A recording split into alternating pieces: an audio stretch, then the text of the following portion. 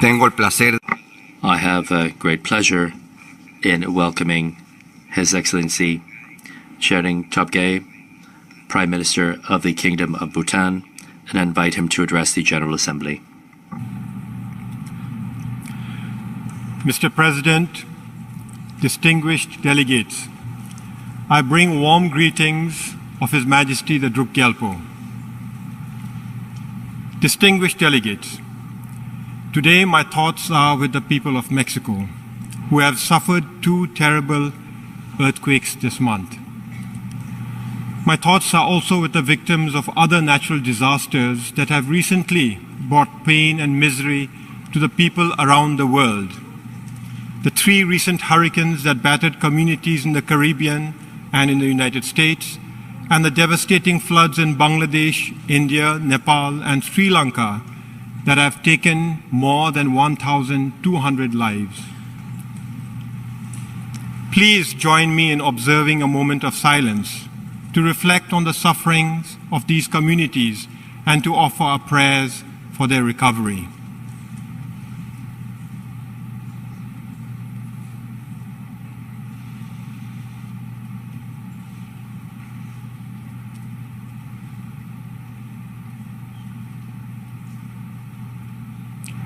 Thank you. These disasters are not isolated incidents.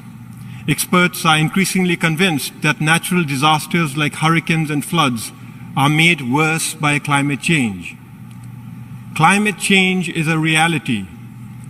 Each of the last 3 years have been the hottest in recorded history. 16 of the 17 hottest years on record have all occurred in this new century. And this must alarm us, for we are only in 2017. There is no room for complacency, hesitation, or finger-pointing, excuses or procrastination. The urgency is now. Our well-being is at stake. The survival of future generations is at risk. The Paris Agreement is proof that we have accepted that climate change is a reality, and that we are willing to come together, to work together, to fight climate change together. I urge all countries to fulfill the promises they made in Paris. As a landlocked mountainous country, we are especially vulnerable to the effects of climate change, and that's why we are particularly alarmed at unchecked environmental degradation, the root cause of climate change. We already experience flash floods, glacial lake outbursts, and severe and erratic weather patterns, the effects of which can be particularly devastating for a poor country. But we will not give up. We will take action. We have ratified the Paris Agreement, and we are well on our way to fulfilling our pledges. 72% of our country is under forest cover, and more than half our country is protected as national parks, wildlife sanctuaries, and nature reserves. What this means is that we are the world's only carbon-neutral country. In fact, we are a carbon-negative country. In addition, we generate and export clean, renewable energy and invest in green industries and organic farming practices. After centuries of neglect, fighting climate change is complex and it is expensive. That is why it is critical that all countries must fulfill their respective commitments. But that takes money, and hence the importance of climate financing mechanisms. However, securing financing is one of the biggest challenges for smaller nations, so the role of climate financing institutions is essential. We applaud the Global Environmental Facility for financing more than 4,000 environmental projects in 170 countries since its establishment in the 1990s. The Green Climate Fund has also begun helping developing countries around the world respond to climate change through innovative and transformative interventions. These institutions are critical for those who may have the will but may not have the resources to take action. I applaud the innovative strategies and interventions that they have supported. On our part, we have launched Bhutan for Life in partnership with the World Wildlife Fund. Bhutan for Life is an innovative financing mechanism which will help safeguard our rich biodiversity until our government can assume the full cost of their protection. Now is the time to scale up our support for GEF and GCF. This will enable all countries to fight climate change on a war footing and help developing countries respond to its effects. I am optimistic that we will be able to prevent the worst effects of climate change. But for that, we have to work together. While the threat of natural disasters will always remain, we must ensure that they are not directly linked to human-induced activity. Mr. President, distinguished delegates, the World Bank estimates that more than 800 million people live in poverty. For them, hunger, malnourishment, and deprivation are everyday realities. And that reality, the scourge of poverty, silently kills countless millions every year. I ask you to please join me in observing a minute of silence for the millions of people around the world, particularly children, who are suffering or dying from poverty and malnourishment.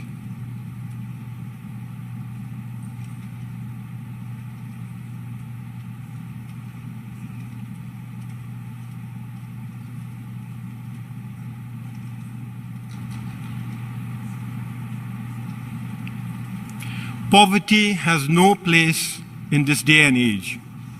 After all, this era, our era, is blessed with unprecedented wealth, knowledge, and technology, giving rise to levels of prosperity the world has never seen before. Yet millions are condemned to a life of poverty. The SDGs are critical in this regard. They give us reason for hope. While every one of the 17 goals will contribute to eradicating the scourge of poverty, our common resolve is articulated powerfully in the very first goal of the SDGs, which promises nothing less than to end poverty in all its forms everywhere. Eradication of poverty, like climate change, is also complex and expensive. But according to one estimate, it would take only $175 billion per year to end extreme poverty. That should come as good news, as that is barely 0.32% of the current global GDP.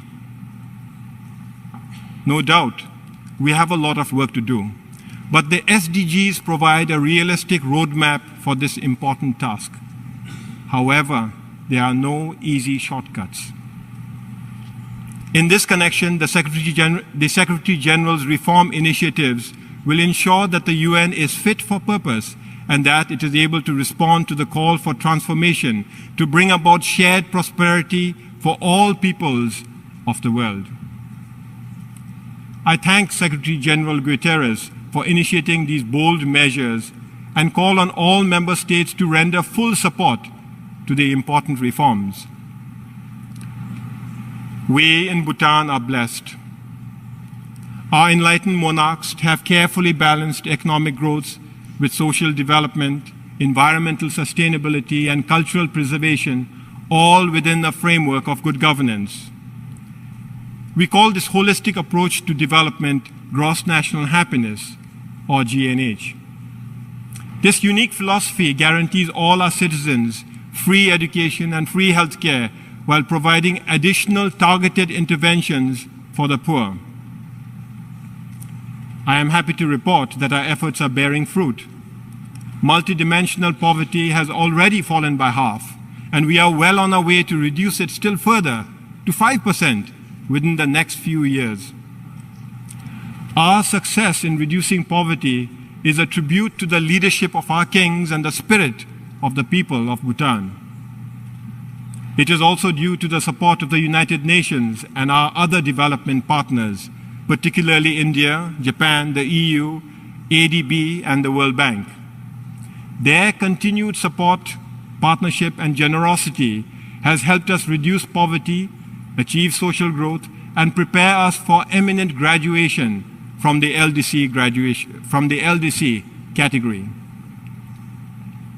Mr. President, distinguished delegates, I now ask you to join me in observing a moment of silence to remember the victims of global terrorism.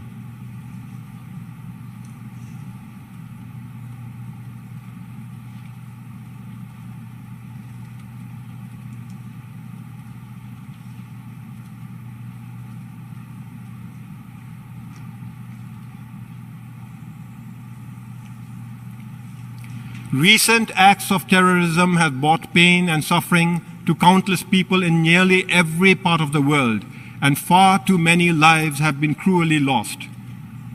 The horrific acts committed by terrorist groups undermine global peace and security, and Bhutan joins the call for united action to combat these extremists. To win the fight against terrorism, we have no option but to strengthen the United Nations so that multilateralism and global cooperation are further enhanced. 2 years ago, I joined many others in calling for UN reform. The Secretary General's reform initiatives will provide the much-needed framework to revitalize and strengthen the UN. Bhutan joins all member states in backing this bold endeavor. But any UN reform would be incomplete without reforming the Security Council to reflect the changing realities of today's world. As such, countries like India and Japan, Brazil and Germany must be called upon to serve as permanent members in the Security Council, and Africa must also be appropriately represented. We recognize that global peace and security is a shared concern and responsibility. As a peaceful country, one that has enjoyed the benefits of the United Nations membership for over 4 decades, it is now time for us to contribute to global peace and security, even if only modestly. Therefore, it was with a sense of pride and duty that Bhutan joined the peacekeeping movement in 2014. Since then, we have gradually deepened our peacekeeping engagement in keeping with our duty to contribute, albeit in a small way, to the cause of global peace and security. In doing so, our peacekeepers have and always will uphold the highest standards of integrity, ethics, and professionalism while discharging their important responsibilities. Today, our military and police officers serve in 11 peacekeeping missions, and the first ever military contingent from Bhutan is now ready to be deployed to a peacekeeping mission. However, the bedrock of global peace and security ultimately rests within each and every one of our individual countries. And for that, every country must protect the rights of its citizens, strengthen participatory democracy, participatory government, and enable economic opportunity for all. These are the very principles of democracy and freedom. They must be nurtured, they must be strengthened. 9 years ago, Bhutan embarked on a path of democracy. In an unprecedented move in human history, our king, at the height of his popularity, imposed democracy against the will of his people. After a century of peace and prosperity under the enlightened monarchs, there was much apprehension and fear. But 9 years on, it gives me great satisfaction to report that the state of democracy in Bhutan is well entrenched and irreversible. Today, all the institutions of democratic governance have been established and are functioning well, along with a growing body of civil society and a strong and vibrant media.